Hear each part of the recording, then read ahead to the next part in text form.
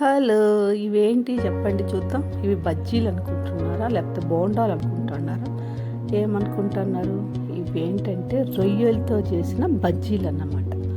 ఎలా చేయాలంటే మనం ఒక బౌల్ తీసుకొని బౌల్లో కొంచెం శనగపిండి, బియ్యం పిండి, కార్న్‌ఫ్లోర్, ఉప్పు, కారం, పసుపు, గరం మసాలా ఇవంతా పేస్ట్ లాగా కలుపుకోవాలి.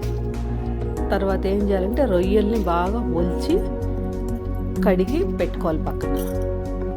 ఈ మళ్ళీ స్టవ్ మీద పెనం పెట్టి అందులో ఆయిల్ ఎక్కువ పోయకుండా మనకు కాల్చుకునే అంత పోసుకొని ఇలా మనం మిరపకాయ బజ్జీలు ఎలా ముంచేస్తామో పిండిలో అలా ఒక్కొక్క రొయ్యిని అందులో ముంచి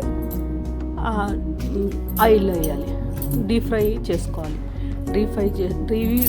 చేసుకొని తింటే సూపర్గా ఉంటుంది. చాలా క్రిస్పీగా కూడా వస్తాయి. మీరు ఇలా ట్రై చేయండి. రొయ్యల బజ్జీలు మా ఫ్రెండ్ చెన్నైలో చేసిందన్నమాట. చాలా సూపర్ టేస్టీ.